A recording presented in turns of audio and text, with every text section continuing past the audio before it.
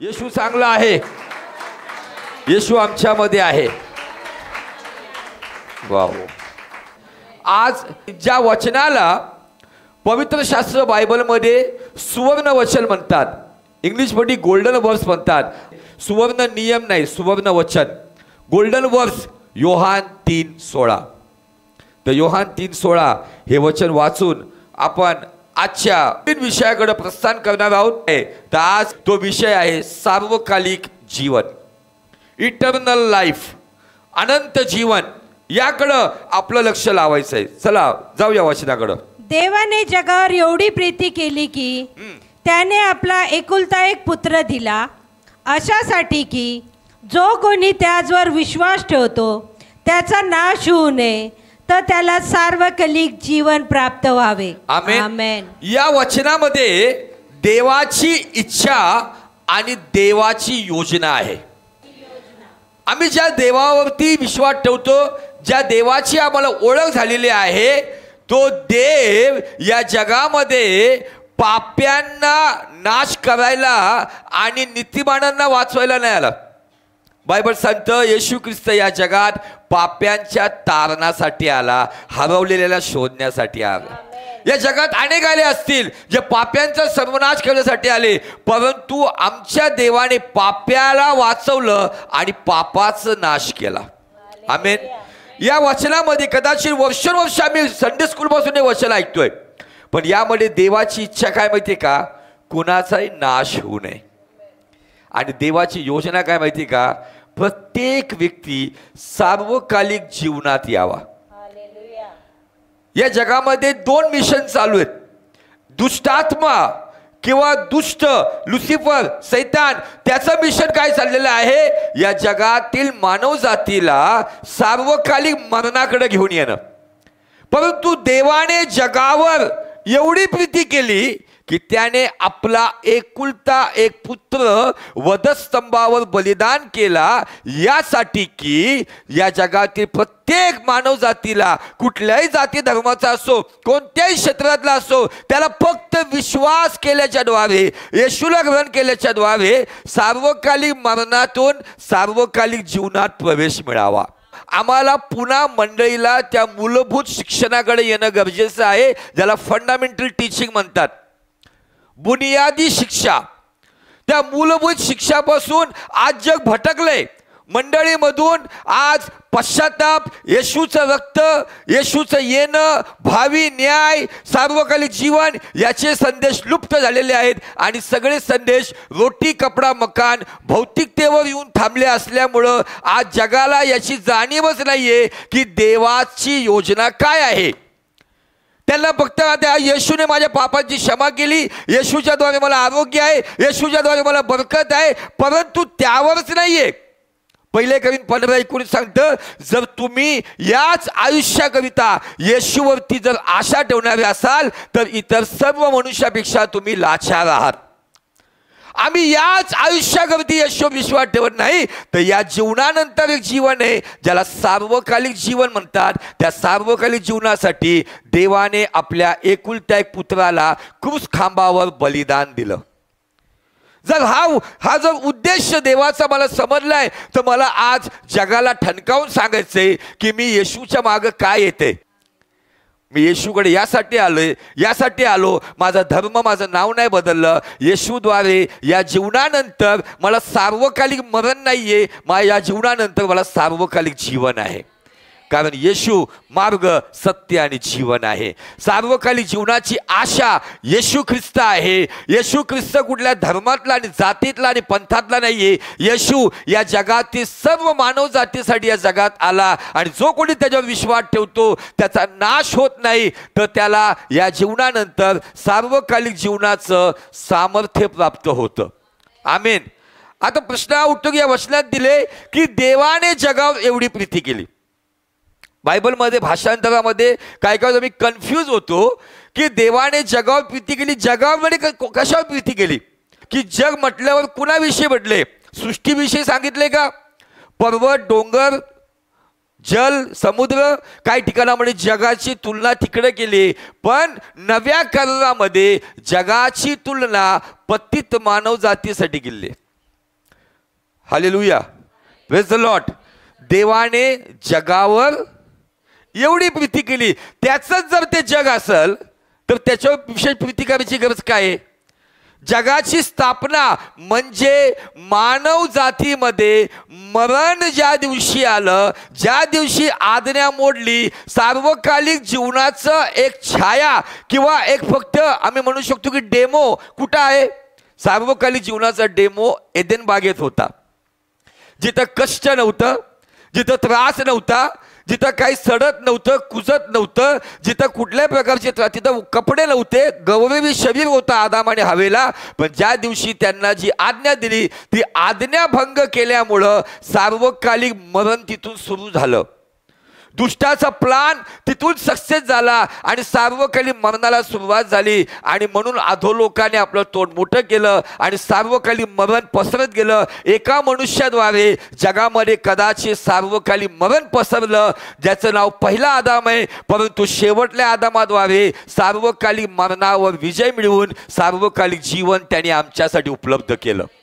Hallelujah, praise the Lord.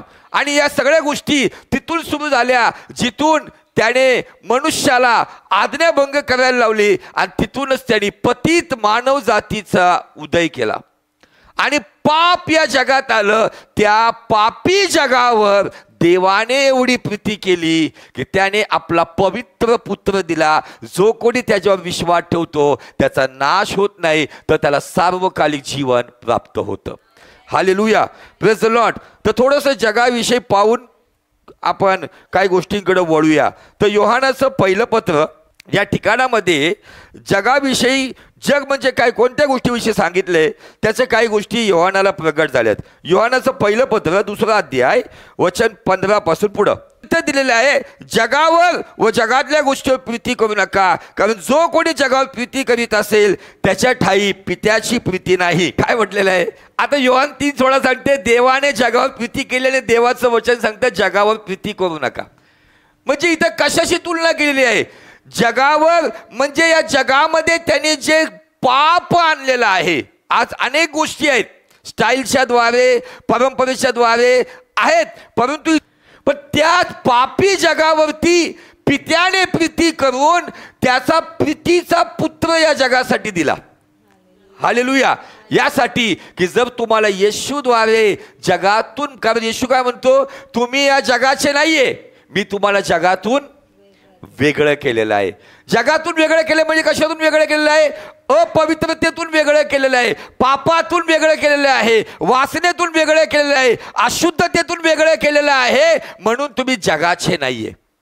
जगामध्ये या गोष्टी दुष्ट घेऊन आला. पुढे, कारण जगात जे सर्व आहे ते म्हणजे देहाची वासना, डोळ्याची वासना व संसाराविषयीची फुशारकी ही पित्यापासून नाहीत तर जगापासून आहेत. कुठून आहे? या सगळ्या गोष्टी कुठून आहे? जगापासून आहे. म्हणजे पापमय गोष्टी ज्या दिवशी आल्या, ज्या दिवशी आदाम आणि हवेचं गौरवी वस्त्र गेलं, त्यांना जेव्हा समजलं की आम्ही नग्न आहोत, त्याच दिवशी जग हे पापाला घेऊन जन्माला आलं आणि त्यातून वास्तवाचा जन्म झालेला आहे. याच पुस्तकामधलं शेवटला अध्याय 5वा अध्याय आणि वचन 19 काय सांगतं वाचा? आपण देवापासून आहोत हे आपल्याला ठाऊक आहे. सगळे जग त्या दुष्टाला वश झाले आहे. सगळं जग म्हणजे संबंध मानव जाती या दुष्टाला वश झालेली आहे. पण तुमचं आणि माझं काम आहे, जी मानव जाती, जे हे जग आज त्या दुष्टाला नाना प्रकारच्या व्यसनाच्या माध्यमातून, वासनेच्या माध्यमातून, अशुद्धतेच्या माध्यमातून, काळे पिवळं करून पैसे कमवण्याच्या माध्यमातून, नाना प्रकारच्या चुकीच्या गोष्टीतून जे या जगाला वश झालेले आहेत, त्यांना ख्रिस्ताची सुवार्ता सांगून ख्रिस्ताद्वारे सार्वकालिक जीवन आहे. कारण हे जे जगातले गोष्टी सार्वकालिक मरणाकडे नेणार आहे, पण येशूद्वारे सार्वकालिक जीवन मिळणार आहे. Hallelujah, praise the Lord. या पुस्तकामध्ये 3:13 काय सांगतं? बंधुजन हो, जग तुमचा द्वेष करते ह्याचे आश्चर्य मानू नका. थांबूया आपण. जग तुमचा द्वेष करतो, येशू म्हणतो जसा त्यांनी माझा द्वेष केला तुमचाही करणार. जग द्वेष करतं म्हणजे जग म्हणजे काय? मानवजात, पापी मानवजात. येशूला स्वीकार न करणारी मानवजात, येशूच्या विरुद्ध असणारी मानवजात, ख्रिस्त विरोधी मानवजात तुमचा द्वेष करतो. म्हणजे इथं जग कशाला येते? मानव जातीला येते. आता थोडंसं जुन्या करारात जाऊ, फक्त जग सांगतोय मी आज तुम्हाला. स्तोत्र 24:1 काय सांगतं? भजन 24:1, साम 24:1. पृथ्वी व तिच्यावरील सर्व काही, पृथ्वी व तिच्यावरील सर्व काही परमेश्वराचेच आहे. कुणाचं आहे? परमेश्वराचं आहे. जग व त्यात राहणारे, जग व त्यात राहणारे परमेश्वराचेच आहेत. आता मग इथं काय म्हणणार तुम्ही? इथं जग आले. इथं जो जग आलाय तो शब्द सृष्टीला दर्शवतं. सृष्टी चक्र, आकाश, वायू, जल, भूमंडल याच्यावरच्या ज्या गोष्टी आहेत त्याला जग दर्शवण्यात आलेलं आहे. परंतु योहान 3:16 मधलं त्या जगावर येशूने प्रीती केली ज्या जगाला दुष्टाने भ्रष्ट केलं होतं, ज्या मानव जातीला एदेन बागेपासून त्याने भ्रष्ट केलं होतं, पापात आणि विनाशात टाकलं होतं. मनुष्याला जन्माला येताना त्याच्या डोक्यामध्ये पाप घालण्यात आलं होतं. या सगळ्या गोष्टी म्हणून दावीद महाराज काय म्हणतो की पहा, मी जन्माचाच पापी आहे. माझ्या आईने गर्भधारणा केली तेव्हाचाच मी पापी आहे. का म्हणतो असं? आम्ही म्हणतो लहान मुलांमध्ये देव दिसतो, लहान मुलांमध्ये देव आहे. पण मला सांगू द्या, तर लहान मुलांमध्ये एक मूळ स्वभाव दिसतो आणि तो स्वभाव म्हणजे जेलसी, ईर्ष्या आहे ना. भले ते लहान मूल 6 महिन्याचं का असाना, परंतु त्या मुलाच्या आईने दुसऱ्या मुलाला घेतल्यावरती त्या लहान बाळाला बघा, आहे का नाही? मग हे कशाला दर्शवते? जग आणि जगामध्ये या सगळ्या गोष्टीचा भडीमार होत चाललेला आहे. आणि अशा पापी जगावर देवाने 2025 वर्षापूर्वी प्रीती केली आणि आपला एकुलता एक पुत्र दिला. जो कोणी त्याचवर विश्वास ठेवेल त्याचा नाश नाही, तर त्याला सार्वकालिक जीवन मिळावं. Hallelujah, praise the Lord. या योहान 3:16 मध्ये मला पित्याचं हृदय दिसतं. पित्याच्या हृदयामध्ये मानव जातीसाठी, ख्रिस्ती लोकांसाठी नाही, संबंध मानव जातीसाठी एक बर्डन आहे, एक ओझा आहे, एक कुठेतरी असं एक प्रकारचं दुःख आहे. कारण तो बघतोय की जी मानवजात मी या जगामध्ये माझ्या स्वहाताने निर्मित केली, ती मानवजात मोठ्या प्रमाणामध्ये आज या पापमय मार्गातून सार्वकालिक मरणाकडे चाललेली आहे. म्हणून येशू ख्रिस्त येण्याच्या पूर्वी निरनिराळे राजे होते, शास्त्री होते, भविष्यवक्ते होते, संतगण होते, परंतु कुणीही देवाच्या योजनेला पूर्ण करण्यासाठी, बलिदान देण्यासाठी, देवाचं कार्य करण्यासाठी कुणी ते पाऊल उचललं नाही. परंतु मलाकीनंतर मत्ते 400 वर्षाचा काळ आहे, अंधकारमय त्याला काळ म्हणतात, जिथं देवाची वाणी नव्हती. पण मत्तेच्या 3ऱ्या अध्यायाच्या 16 वचनामध्ये आम्ही पाहतो, आकाश उघडलं आणि वाणी झाली की हा माझा परमप्रिय पुत्र आहे, याच विषयी मी संतुष्ट आहे. का देव बोलला? त्याच्या पहिले अनेक मोठमोठे भविष्यवक्ते येऊन गेले, मोठमोठे सेवक येऊन गेले, तेव्हा स्वर्ग उघडला नाही, तेव्हा ही वाणी आली नाही. पण ही वाणी का आली? कारण पित्याच्या अंतःकरणामध्ये त्याने घडवलेल्या आपल्या स्वरूपाच्या मानव जातीचं जे पतन होत होतं आणि ती मानवजात नरकाच्या अग्नीकडं, सार्वकालिक मरणाकडे जात असताना त्यांच्यासाठी देवाचा पुत्र या जगात येत आहे, त्यांना सार्वकालिक मरणातून सार्वकालिक जीवनाकडे घेऊन जात आहे. Hallelujah, praise the Lord. जाऊन ठणकावून सांगा या जगाला, येशू ख्रिस्त ख्रिस्ती लोकांसाठी मुळात आलाच नाहीये.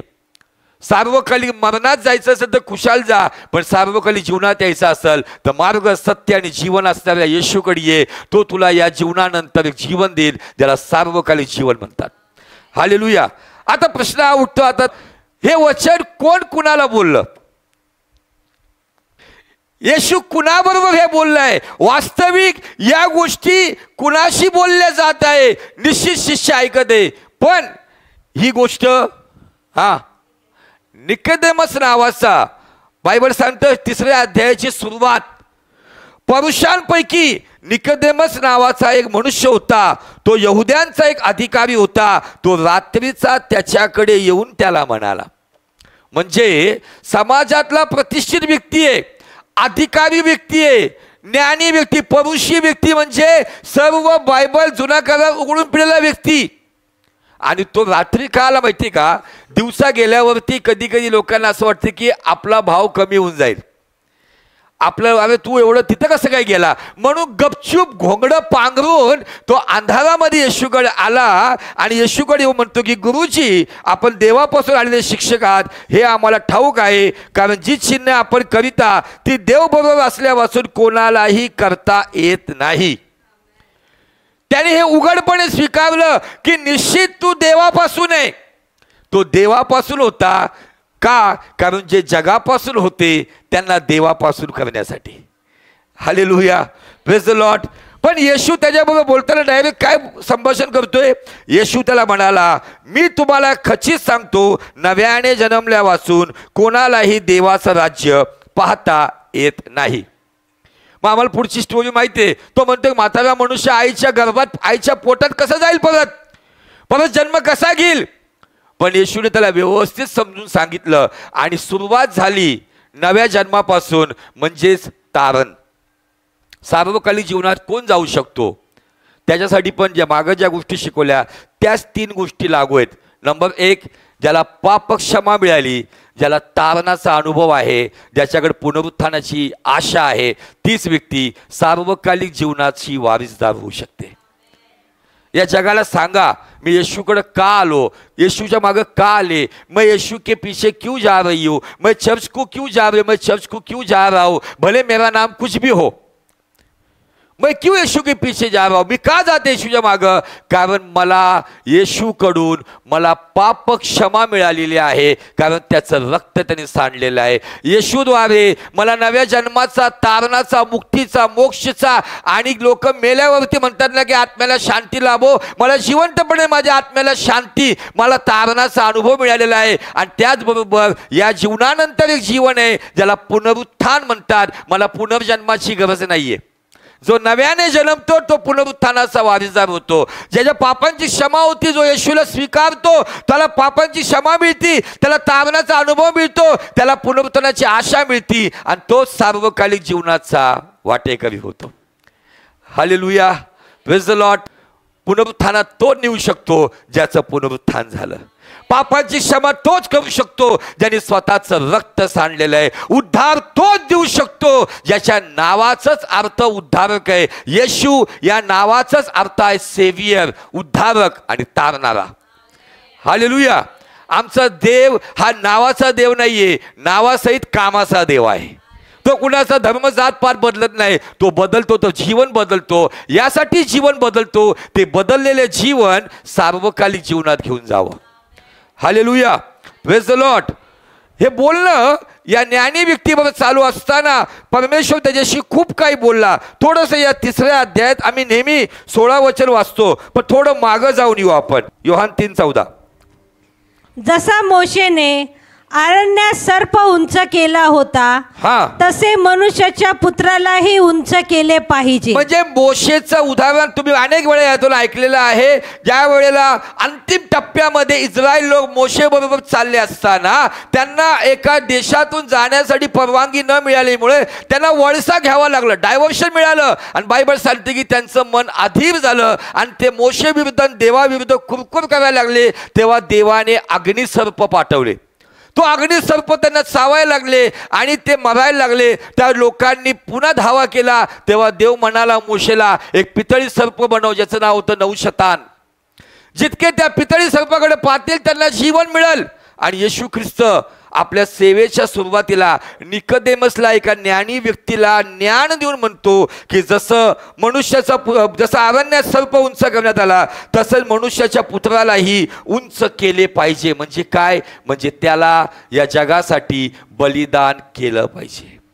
पुढं यासाठी की जो कोणी विश्वास ठेवतो त्याला त्याच्या ठायी सार्वकालिक जीवन प्राप्त व्हावे. जो कोणी त्या येशूवर विश्वास ठेवतो त्याला येशूच्या द्वारे काय प्राप्त व्हावं? धन दौलत बरकत नाही, तर सार्वकालिक जीवन प्राप्त व्हावं. आणि मग जाऊन तो म्हणतो हे सार्वकालिक जीवन प्राप्त कसं होत आहे? कारण पित्याची इच्छा आहे कुणाचा नाश होऊ नये, आणि पित्याची योजना आहे की सर्वांना सार्वकालिक जीवन मिळावं. हालेलुया. हे सगळं संभाषण निकोदेमस बरोबर चाललेलं आहे. निकोदेमसला तो सांगत आहे. म्हणून त्यांनी अशा साधारण गोष्टीचं उदाहरण नाही दिलं, तर त्यांनी अरण्यातल्या त्या पितळी सर्पाकडं, अग्नीचे साप हे न्यायाचं दर्शक होतं, पितळी साप हा जीवनाचं दर्शक होतं. त्यांनी तुलना केली की मी मार्ग सत्य जीवन म्हणून मला वधस्तंभ उंच करतील, आणि जे कोणी माझ्याकडे पाहतील, जे कोणी माझ्याकडे येतील, त्यांना जीवन नाही तर त्यांना सार्वकालिक जीवनही मिळेल. आमेन, हालेलुया. जाऊया आपण रोमकरास पत्र 5वा अध्याय वचन 21. आता सार्वकालिक जीवनातल्या काही गोष्टीकडे पाहणार. पण तुम्हाला जगाविषयी सांगायचं होतं म्हणून मी तुम्हाला थोडंसं मागच्या गोष्टीचा थोडासा अभ्यास केला. रोम 5:21 काय सांगतं? अशासाठी की हा, जसे पापाने मरणाच्या योगे, पापाने म्हणजे या जगामध्ये पहिल्यांदा अवज्ञा केल्याच्या द्वारे, आमचं पहिलं मनुष्य आदम आणि हवेच्या द्वारे हा पापाने योगे राज्य केले, हा तसे कृपेने, तसेच कृपेने नीतिमत्वाच्या योगे, नीतिमत्वाच्या योगे सार्वकालिक जीवनासाठी हा येशू ख्रिस्त आपला प्रभू ह्याच्याद्वारे राज्य करावे. आमेन, आमेन. हालेलुया. म्हणजे इथे एक राज्य दिसतं आम्हाला. कोणतं राज्य दिसतं आम्हाला? सार्वकालिक जीवनाचं राज्य. आणि ते कशाविषयी दिलेलं आहे? अशासाठी की 20 वचनाकडे थोडंसं जाऊया. 20 वचन वाचून खाली येऊ. शिवाय अपराध वाढावा म्हणून नियमशास्त्राचा प्रवेश झाला, तरी नियमशास्त्र म्हणजे कर्माचा प्रवेश झाला, जे कर्मावरती जोर देतात त्याच्याविषयी सांगतो. तरी जेथे पाप वाढले तेथे कृपा त्यापेक्षा विपुल झाली. हा, आता पुढं. अशासाठी की कृपा विपुल झाली, अशासाठी की जसे पापाने मरणाच्या योगे राज्य केले, मरणाच्या योगे राज्य केलं म्हणजे पापाने सार्वकालिक मरणाचं राज्य आणलं. हा, तसे कृपेने, तसं कृपेने म्हणजे स्वतः देवाच्या योजनेने, नीतिमत्वाच्या योगे, नीतिमत्व म्हणजे स्वतः आमचा येशू ख्रिस्त त्याच्या योगे सार्वकालिक जीवनासाठी, सार्वकालिक जीवनासाठी येशू ख्रिस्त आपला प्रभू हा ह्याच्याद्वारे राज्य करावे. आमेन. म्हणजे सार्वकालिक जीवन तुम्हाला मिळतंच मिळतं, पण त्याच्याबरोबर राज्य कुणाला मिळतं? जे अधिकारी असतील, जे राजे असतात, ज्यांची ती लेवल असते. सार्वकालिक जीवनामध्ये आम्हाला देवाच्या कृपेद्वारे राज्य करण्याचा अधिकार मिळतो. पहिले पेत्र 5:10 काय सांगतं पहा. आपला सार्वकालिक गौरवात यावे म्हणून हा ज्याने ख्रिस्तामध्ये तुम्हाला पाचारण केले, सर्व आत्मिक, मानसिक, शारीरिक, भौतिक, कौटुंबिक, सामाजिक, आर्थिक त्या सर्व कृपेचा देव थोडा वेळ दुःख सोसल्यावर स्वतः हा तुम्हास पूर्ण दृढ व सबळ करील. या ठिकाणामध्ये बायबल सांगतं आपल्या सार्वकालिक गौरवात यावे म्हणून देवाने ख्रिस्तामध्ये तुम्हाला पाचारण केले. म्हणजे काय? आमचं पाचारणच येशूला स्वीकारल्याबरोबर निरनिराळे पाचारण मी पाहतो. म्हणतो मी अपोस्टल आहे, मी प्रॉफेट आहे, मी पास्ट, ते सगळं सेवाचं.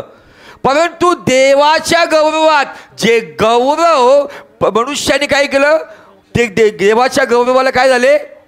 अंतरले किंवा उणे पडले. कुठं? एदेन बागेत. जे देवाच्या गौरवात होते, ज्यांना वस्त्र नसतानाही ते समजत नव्हतं, जशी आज्ञा मोडली गौरव. मग ते गौरव जे पहिल्या मानवाने गमावलं, ते गौरव तुम्हाला आणि मला मिळण्यासाठी आपल्या सार्वकालिक गौरवात यावं म्हणून ख्रिस्तामध्ये तुम्हाला आणि मला पाचारण केलेलं आहे. माझं आणि तुमचं कॉलिंग हे आहे की इटर्नल ग्लोरीमध्ये यायचं. त्या इटर्नल ग्लोरीमध्ये येण्यासाठी तुम्हाला आणि मला पाचारण केलेलं आहे. Hallelujah, praise the Lord. मग तो म्हणतो सर्व कृपेचा देव थोडा वेळ दुःख सोसल्यावर तो स्वतः 3 गोष्टी देतं. 3 आहेत गोष्टी. तो स्वतः तुम्हाला जिथं तुम्ही अपूर्ण आहे तिथं तुम्हाला पूर्ण करेल. तो स्वतः जिथं तुम्ही कमजोर आहात तिथं तुम्हाला दृढ करेल. जिथं तो स्वतः तुमच्यामध्ये तुम्ही शक्ती नसेल तुम्हाला तो सबळ करेल. लूक 18 अध्याय आणि 18 वचनापासून एक ज्ञानी व्यक्ती प्रभू येशू ख्रिस्ताकडे येतो आणि त्याचा प्रश्न नव्या करारामध्ये येशू ख्रिस्ताला हा प्रश्न करणारा व्यक्ती असा भेटलाय. येशूकडे येणारे भरपूर लोक होते, परंतु येशूकडे एक असा व्यक्ती येतो, लूक 18:18 पुढे. कोणी एका अधिकाऱ्याने हा त्याला विचारले, हा अहो उत्तम गुरुजी, काय काय केल्याने मला सार्वकालिक जीवन हे वतन मिळेल? हा व्यक्ती एक अधिकारी आहे. अधिकारी म्हटल्यावरती तो व्यक्ती मोस्टली या बायबलमध्ये जे अधिकारी आहेत त्या अधिकाऱ्यांची पोस्ट काय आहे माहिती आहे का? ते सभास्थानाचे अधिकारी आहेत, काही जकात नाक्याचे अधिकारी आहेत, काही आध्यात्मिक क्षेत्रातले अधिकारी आहेत म्हणजे स्पिरिच्युअल वर्ल्डचे अधिकारी आहेत, काही सेक्युलर वर्ल्डचे अधिकारी म्हणजे जगी गोष्टीतले अधिकारी आहेत. अधिकारी नेमणं म्हटल्यावरती तो मूर्ख नसणार. तो व्यक्ती येशूकडे येतो आणि आल्यावरती तो अधिकारी जगातला प्रश्न विचारत नाहीये, जग आणि जगातल्या गोष्टी विचारत नाहीये, पण तो काय विचारतो? सार्वकालिक जीवन. मला प्रश्न पडला की त्याने हा प्रश्न का केला.